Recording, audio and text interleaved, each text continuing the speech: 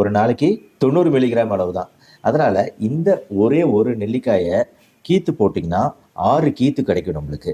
குழந்தைகளுக்கு 1 கீத்து போதும், பெரியவங்களுக்கு 2 கீத்து. இதுதான் கணக்கு. ஸோ அவ்வளோண்டு சாப்பிட்டாலே நம்மளுக்கு வைட்டமின் சிக்கள் அதிகப்படியாக கிடைக்குது. என்ன ஒரு ப்ராப்ளம்னா இதோட சுவை டைரெக்டாக பச்சையாக சாப்பிடும்போது ஃபஸ்ட்டு அந்த புளிப்பு சுவை சோர்னஸ் இருக்குது. அதுக்கப்புறம் உடனே அது அப்படியே இனிப்பாக மாறுது. எந்த பழத்துக்காவது இந்த ப்ராப்பர்ட்டி பார்த்துருக்கீங்களா? முதல்ல புளிப்பு, அதுக்கப்புறமா இனிப்பாக மாறுறது அப்படிங்கிறது. ஏன் பெரிய நெல்லிக்காய்க்கு மட்டும் இந்த ப்ராப்பர்ட்டி இருக்குது?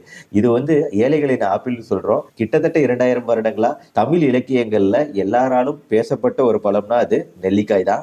அதியமான் நெடுமான் அஞ்சியோட கதையில அந்த கருநெல்லி மரத்துல இருந்து வந்த அந்த அபூர்வமான நெல்லிக்காயை ஔவைக்கு கொடுத்தாரு. தமிழ் வளரணும் வாழணும் அப்படிங்கிற கதையை நம்ம படிச்சிருப்போம். ஏன்னா நெல்லிக்காய் சாப்பிட்டா நீண்ட ஆயுள் கிடைக்கும் அப்படிங்கிறதுக்காக அவரு அந்த நெல்லிக்காயை ஔவைக்கு கொடுத்ததா சொல்லுவாங்க. ஸோ அந்த அளவுக்கு ஆரோக்கியம்